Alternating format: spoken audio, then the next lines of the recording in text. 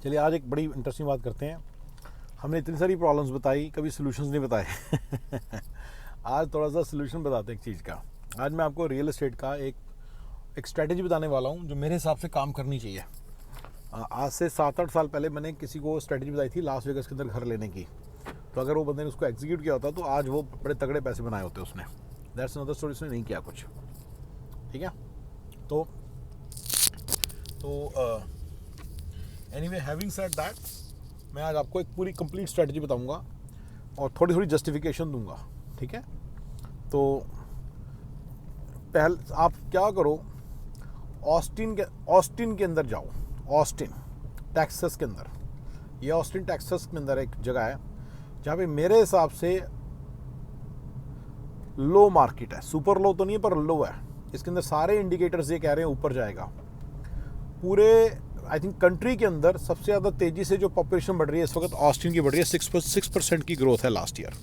ठीक है, that's one. ठीक है, ऑस्टिन के अंदर अब नोट कीजिएगा मेरे किस तरह के रीजंस के कारण मेरे को लगता है कि ये थोड़ा ऊपर जाने की। ठीक है, बड़े बड़े तौर पे interest rates are very high. पूरे कंट्री में बात चल रही है कि जैसे इंटरेस्ट रेट्स कम होंगे मार्केट थोड़ा सा ऊपर जाएगी। ऑस्टिन के अंदर एक इनहेरेंट पुश है और एक पुश मिल जाएगा इसको। और I am not targeting hundreds of millions of dollars, 30-40% push मैं बात कर रहा हूँ। आपको 30-40% की भी गारंटी नहीं है पूरे कंट्री में। बाकी कंट्री में आप कल की बात करते हो, 30 ईयर्स की बात करते हो, कल 30 डबल की बात करते हो, ट्रिपल की बात करते हो। 30-40% की भी गारंटी नहीं है अगले 4-5 सालों में। अगर इतने की गारंटी हो तो बहुत तगड़ी गारंटी है ये, पर गारंटी कोई नहीं है। फॉल्स में अगर 1 मिलियन के हैं, कोई गारंटी नहीं 1.3 1.4 के हो जाएंगे।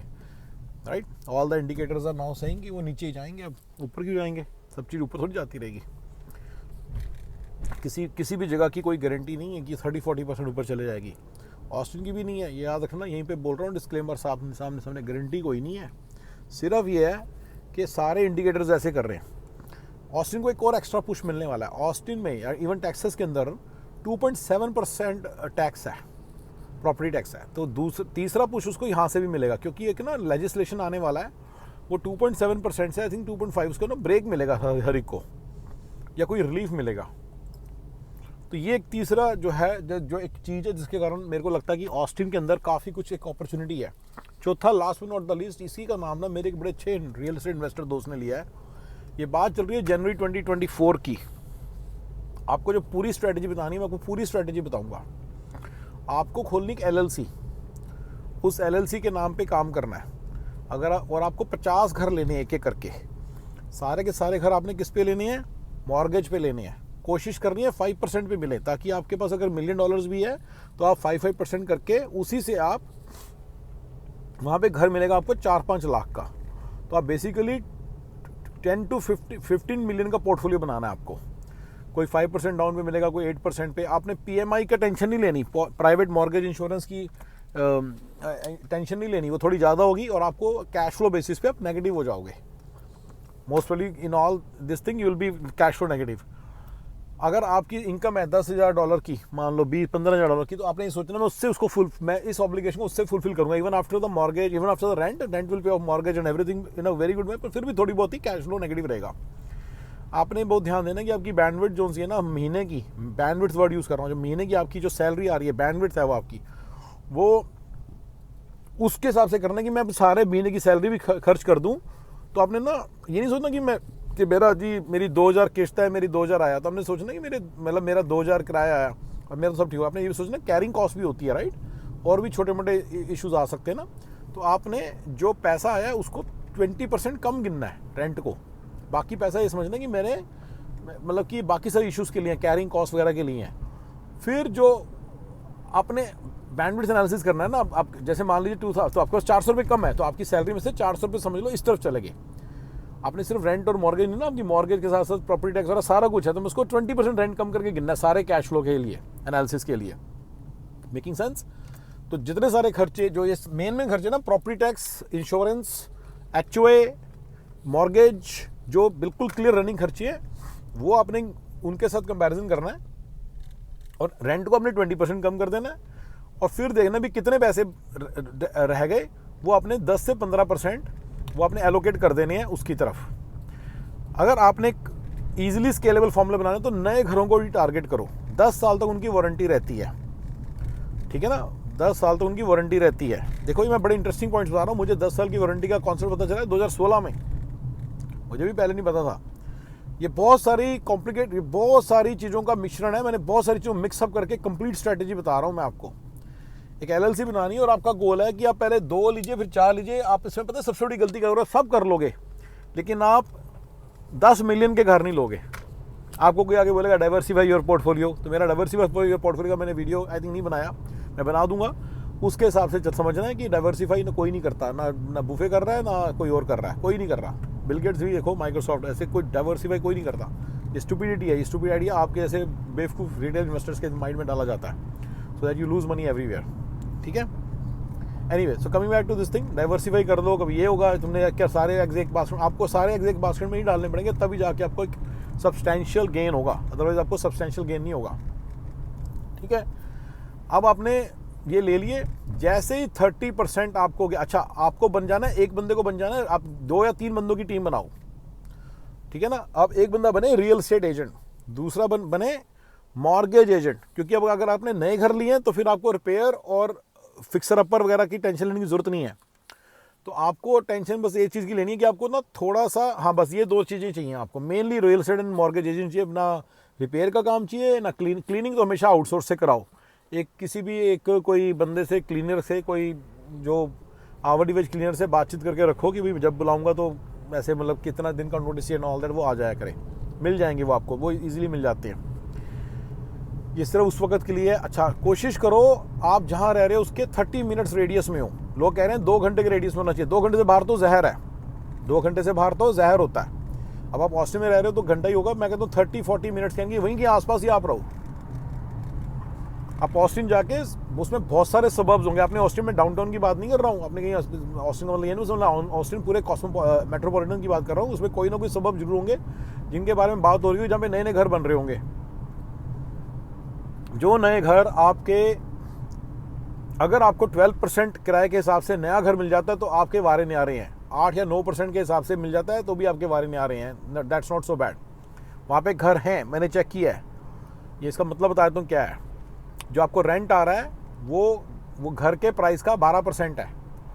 तो जब 12% होता है उसमें 2.7% आपका चला जाएगा ये प्रॉपर्टी टैक्स, थोड़ा सा चला जाएगा इंश्योरेंस, बाकी चले मॉर्गेज के लिए रहेगा। मॉर्गेज आपको 7-8% पे मिलेगी, तो अभी तो आपको महंगा लगेगा क्योंकि अभी 7-8% है, लेकिन जैसे ही वो 4-5% जाएगा प्रॉपर्टी प्राइस भी ऊपर जाएगा। आपने इसको रीफाइनेंस करा लेना है, पूरी स्ट्रेटेजी बता रहा हूँ मैं, रीफाइनेंस करा लेना है। ये इसको 2 साल का टाइम देना है, इसको पकने देना अच्छे तरीके से। जब ये पक जाएगा अच्छे तरीके से, 2 साल 1.5 साल में कभी ऊपर गया 10% 15% भी ऊपर गया तो आपने PMI आपकी हट जाएगी। जैसे ही आप, अच्छा जैसे 10-15% ऊपर गया ना, जिस घर को गया उसको आप रीफाइनेंस करा लो, इमीडिएटली आपकी PMI हट जाएगी।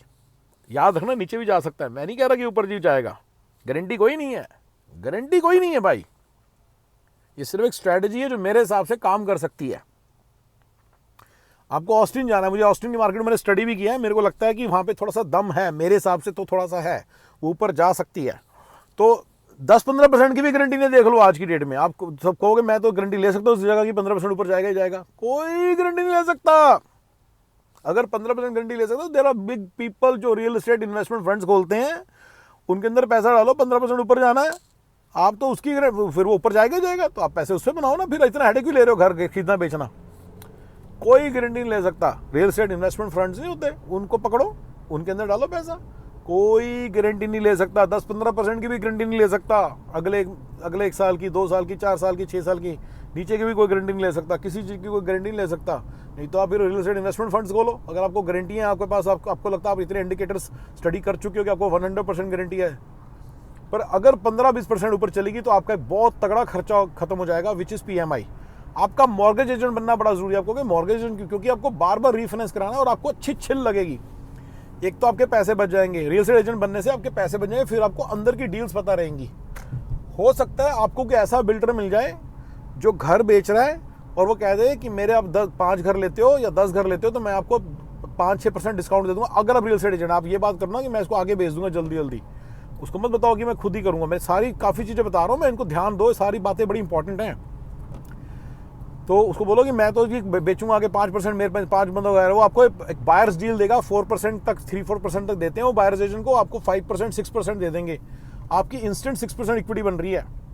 अगर आप उसको बेचने जाओगे तो जरूरी ना बेच पाओ, क्योंकि 3% तो चला ही जाएगा आपका, ठीक है ना।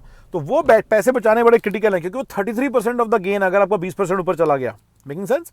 इस तरह से मॉर्गेज एजेंट जो 1% लेता है वो भी आपके लिए बड़ा इंपॉर्टेंट है, उसको कैप्चर करना। एलएलसी के नाम से करोगे तो आपको 30% वो मिलेगा, 3% to 4% डेप्रिसिएशन मिलेगी। यस ऑस्टिन, ठीक है, आपको 3 to 4% डेप्रिसिएशन भी मिलेगी, यानी कि जो सारा रेंट आएगा अगर थोड़ा बहुत बच गया तो वो सारा आपकी पॉकेट में गिरेगा, और उसको आप कैलकुलेट कर सकते हो, जब भी ऊपर चला गया सारा पैसा आपके पास आ जाएगा। जब आपको ऊपर चले गया और आपने उसको रीफाइनेंस कराया, वो सारा पैसा टैक्स फ्री आपके पास आएगा, क्योंकि लोन है, उसका आपको कोई टैक्स नहीं देना, ठीक है। तो ये आपकी स्ट्रेटेजी से 10-15 महीने के अंदर अंदर हो सकता है आपके पास आप पॉजिटिव हो जाओ, पर तो आपको इमीडिएट याद रखना, जैसे ही 10% बढ़ेगा आपको डर लगेगा आप और घर खरीदते हुए, तो आपको पहले खरीदने हैं जल्दी जल्दी। ये जाते सारी विद इन 3 to 4 मंथ्स, आपको 4-5 मंथ्स के अंदर अंदर करना होगा। चलिए अगर आपके पास पैसे नहीं है तो मान लो चलो 1 साल लगा लो, करना होगा, और फिर आराम से इनको सीखने देना है, आराम से ही रोटियां सीखेंगी, सारे घर सीखेंगे। ये 1-2 साल के बाद ये जैसी 10-15-20% ऊपर गया, इसकी रीफाइनेंसिंग करा लेनी है। जैसी कोई घर ऊपर गया उसको रीफाइनेंस करा लो। रीफाइनेंस कराते समय ही एक तीसरा कोर्स होता है रियल एस्टेट अप्रेजर, वो कोर्स भी करो लो, सर्टिफिकेशन भी ले लो। अगर आप 3 बंदे हो तो कर लो, अगर आप मॉर्गेज एजेंट हो तो आप अप्रेजर नहीं, आप रियल एस्टेट एजेंट हो तो अप्रेजर का कोर्स भी शायद कर सकते हो। देखो कौन से बंदे को अप्रेजल करना अलाउड होता है, उसकी अप्रेजल मानी जाती है। अप्रेजल आप खुद ही करो अपने घर का। आप जब तक होश संभालोगे, आपके पास 10-15 मिलियन के घर हैं और आपके पास 1.5-1 मिलियन की इक्विटी बन चुकी है, और आपके सारे पैसे बाहर निकल चुके हैं। ये याद रखिए, आपके सारे पैसे बाहर आ गए हैं, ठीक है, आपके सारे पैसे बाहर आ गए हैं। अगर आप इतना बड़ा, अच्छा जो भी आप धूप दौड़ करोगे अपना, आप कह रहे हो मैं रियल एस्टेट एजेंट बनूंगा, तो अगर आप 1-2 घर खरीदोगे तो वारे नहीं पड़ेगा आपके दिमाग में, कहीं ना कहीं आएगा थोड़े बहुत पैसे को छोड़ देते हैं ओके मेरे हेड के, तो आपको तभी वारे पड़ेगा जब आप 20-25 घर लेने के पूरे टारगेट से बैठे हुए हो, 400-500 के 10 मिलियन का पोर्टफोलियो बनाने के टारगेट से बैठे हुए हो, तभी वारे पड़ेगा। और आप पता आप क्या क्या करोगे, कहोगे छोड़ यार 2-3% है मैं दे देता हूँ, और 1 घर ले लेता हूँ, 2 घर ले लेता हूँ, बस बहुत है, ऐसे करोगे आप ये 25 घर वाली बात नहीं कर पाओगे। 25 घर बड़ा क्रिटिकल स्टेप है, उसके बिना आपको ना वारे नहीं पड़ता कुछ, कोई धूप, ठीक है। प्लीज नोट, क्योंकि नए घर होंगे तो आपको एक टेंशन कम है, क्योंकि उनकी फिर रिपेयर वगैरह की इतनी कॉस्ट नहीं होती, और वो बिल्डर ही ध्यान देता है इस चीज पे, ठीक है। ये मेरे ख्याल से कंप्लीट स्ट्रेटजी। अगर कोई और पॉइंट मेरे को याद आएगा तो मैं बताऊंगा, बट बड़े तौर पे ये कंप्लीट स्ट्रेटजी विच मे वर्क। ऑलराइट गाइस, ओके जी।